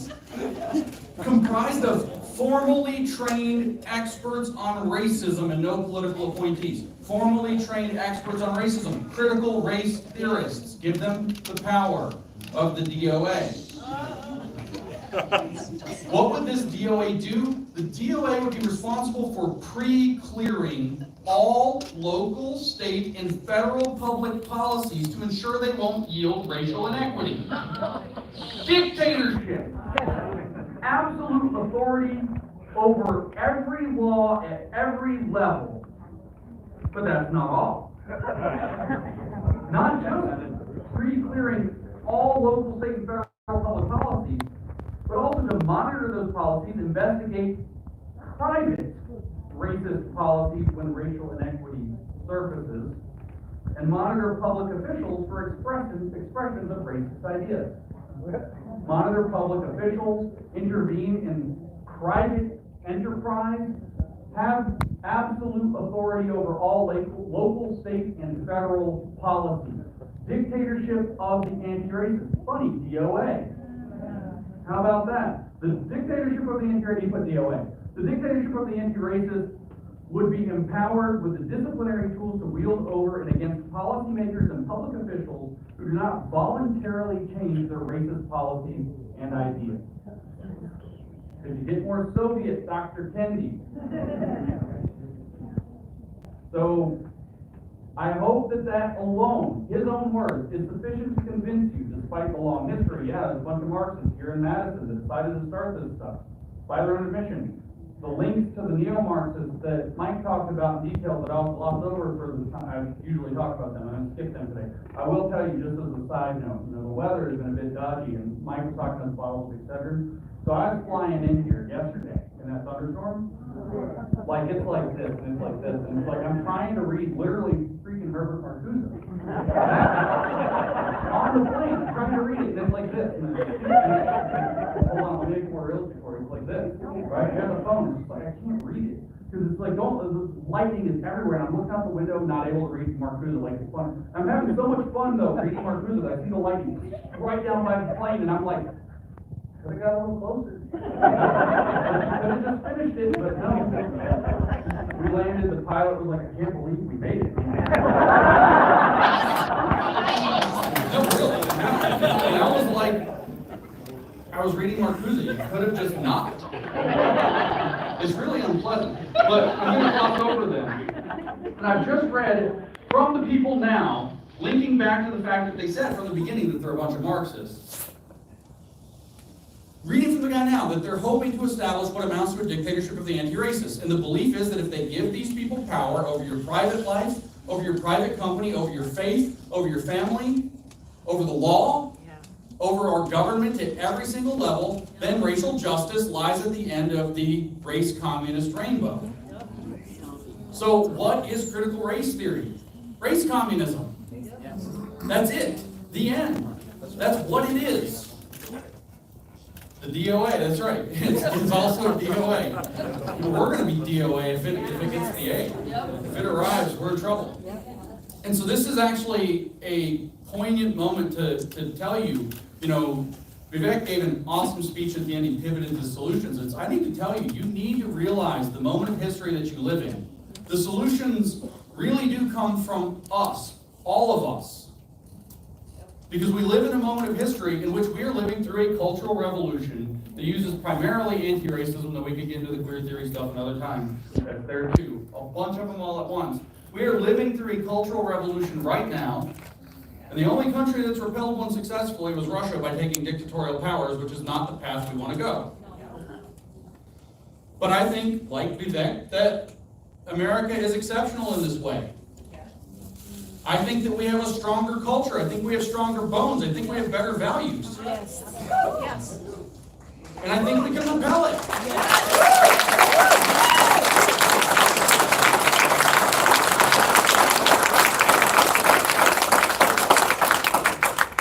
Repelling critical race theory, repelling this cultural revolution, requires all of us to know the moment of history that we occupy. We didn't ask to be stuck in this moment of history, but we have to fight. Yes. Yes.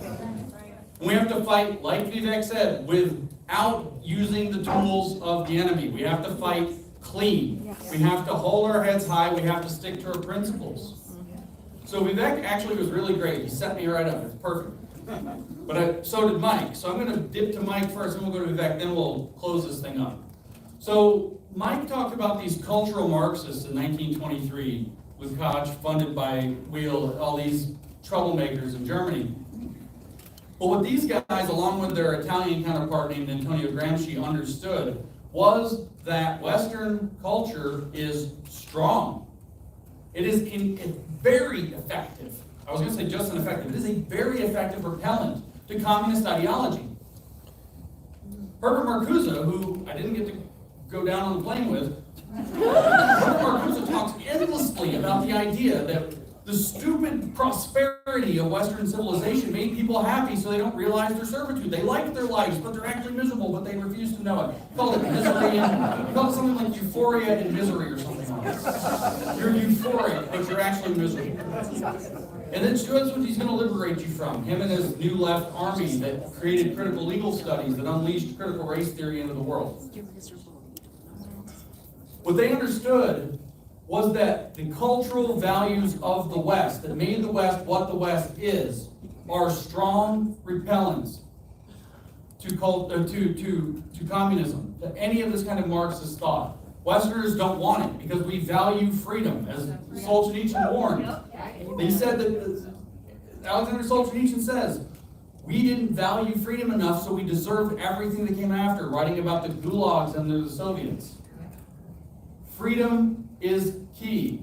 Our values are key. So, now that I've dipped back to history with Mike, we can go forward to Vivek. And he says, we don't have a good answer right now to what it means to be American. In 2021, we can look at the flag, we can feel proud, but we don't have that good answer. This is what I told a group of kids recently, talking for Turning Point. I said, you have to have a positive vision of what it means to be American. Where do you want this country to go, and how do you want to help it get there? But it's not just for kids. It's not just for young people. It's for all of us. So we have to start to articulate, just like Vivek said, we have to start articulating those values. We have to answer that question. I'm not going to stand here before you and just say, oh, this was the answer. I'm just going to tell you a few hints, like everybody else has said. We've got to figure this answer out together, though. We've got to figure out, what does 21st century America look like? What are those values? And how do we start to live and embody and spread them so that we can repel this threat to our republic? And I think, Adam touched on it beautifully. I think it's so important to realize the truth is the truth no matter who does it. Right.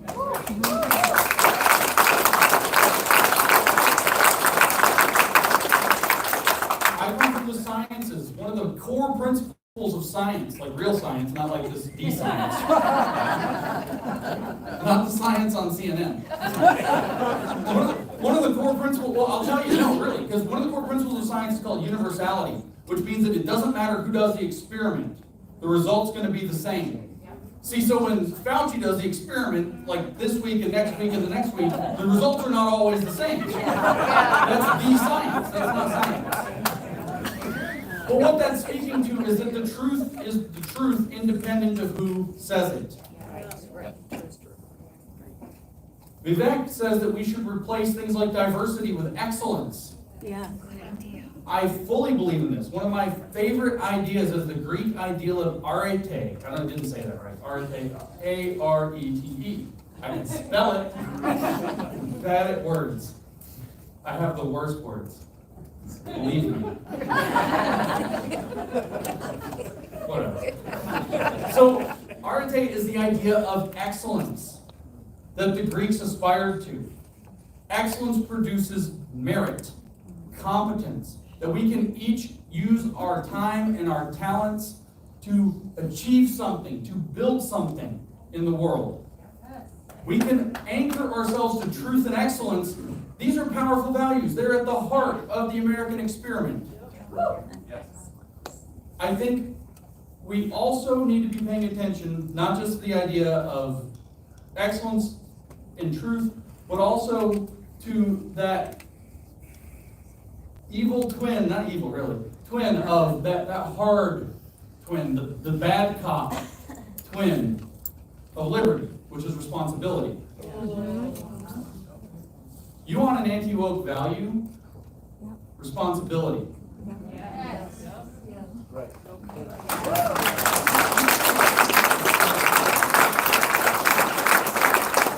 I have a friend, I won't name him because I don't know if he wants to be named, but I want to mention him so it doesn't look like I'm stealing his thunder. I have a friend who says that he's a very successful professional man, never in his entire life met a person in whom wokeness and responsibility coincide. Yep.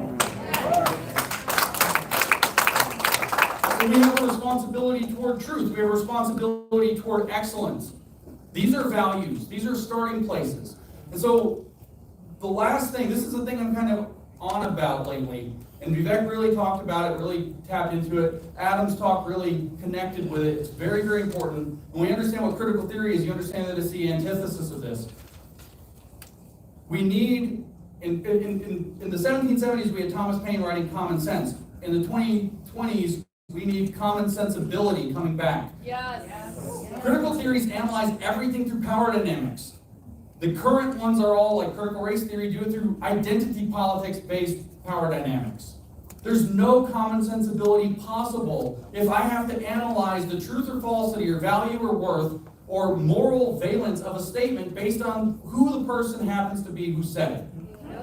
There's no common sensibility possible there. Instead, they replace a common sensibility where we understand ourselves as one people with shared goals, shared visions, and don't always have to be the same goal. Like you doing your thing and me doing my thing and us meeting in the middle is a great shared goal. And when we decide to team up, we've teamed up. We're not forced together. They replace that with solidarity, where you are forced together into collectivism. And so I think what we need to be thinking about is how do we find that new common sensibility? It's not even find it. How do we remember it? How do we remember a common sensibility that doesn't rely on analyzing the power dynamics in every single thing and the who, the identity first, thinking of identity politics? That's absolutely key. And I think that the answer to where a common sensibility lies is in what I just said, what Vivek talked about, and what the other gentlemen have talked about, which is finding those common values that we can orient ourselves to. Everybody claps when Adam says that he's a Christian because they know it's common values we can all orient ourselves to. Right. Rooted in truth, rooted in excellence, rooted in taking responsibility. You've been faithful over a few things. Let me make you master over many. Take responsibility.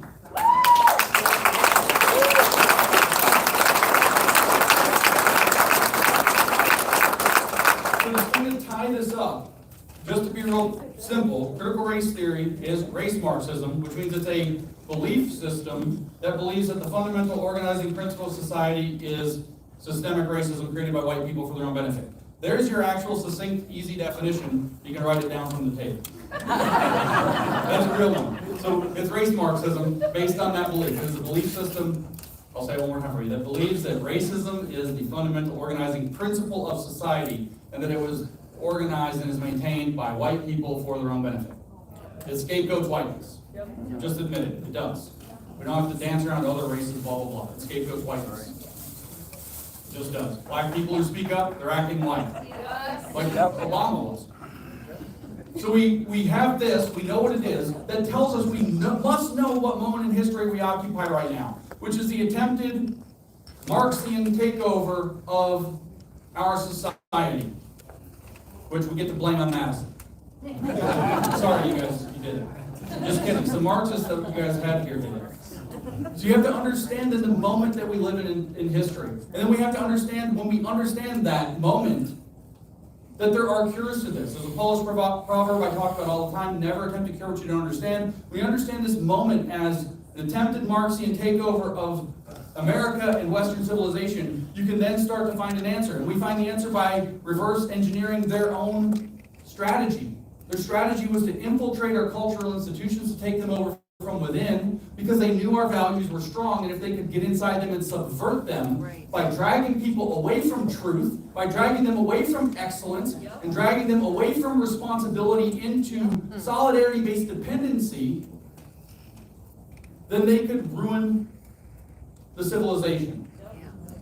And so all we have to do is start to articulate those values and then start to show up and show those values and fight for those values and make sure that our institutions that they've stolen from us can be recaptured by reinfusing them with those values, by putting people in who understand that those values matter.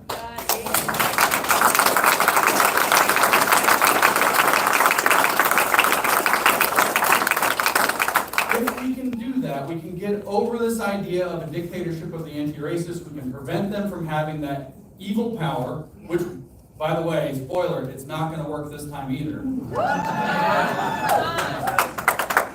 Yeah, like just take Marxism, which didn't work, and make it racist. It'll work better, for sure, right? Come on. It's never been tried. We can resist this attempted dictatorship of the anti-racists we can get our country back on track to e pluribus unum, that we are many who have come together, despite our differences, to work together in this awesome values and ideas-based experiment symbolized by that flag. And all it takes is for us to wake up and be willing to do it, to show up, be there, and hold those values tight and teach them to our kids. Thank you.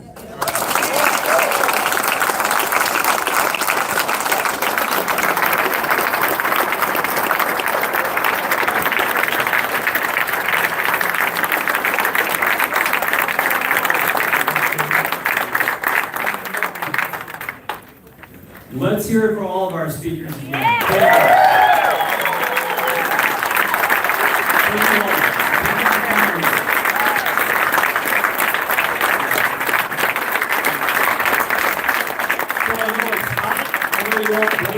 Tornado watches and all the rest of it. I will have a quick close and we'll send you out of here for the evening. So I ask you all at the outset, as you listen to our speakers tonight, ask yourself, can a republic governed by free people continue to persist if its politicians, its educators, and its corporate leaders continue to tell us that we should hate each other and distrust each other?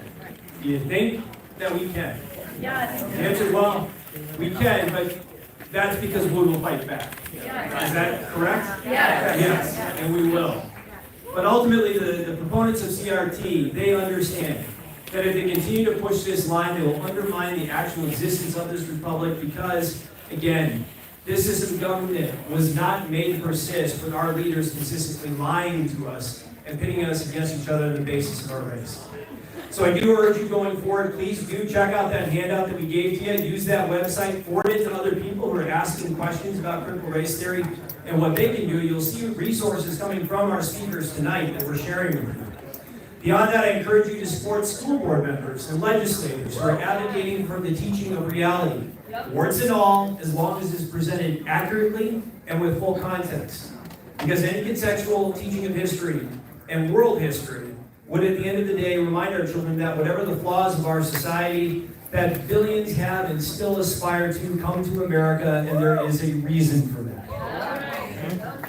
What's more, I encourage you to back legislation that demands that educational curriculums be put online, that they be transparent, that frankly too, that teacher trainings be put online as well.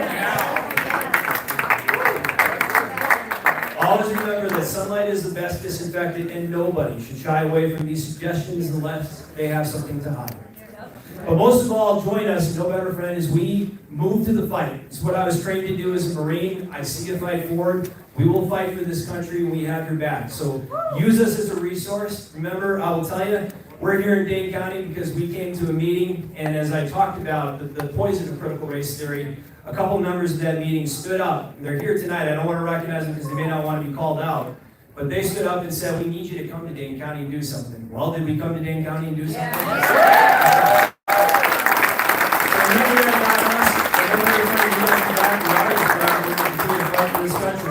Have faith in our system of government, our society, and keep fighting forward. God bless you all. Thanks for coming tonight.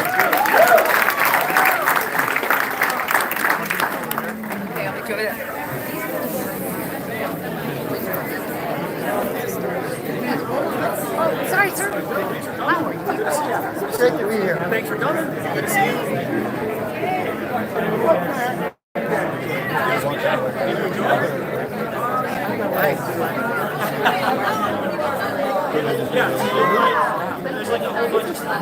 One at a time. Oh, I didn't know.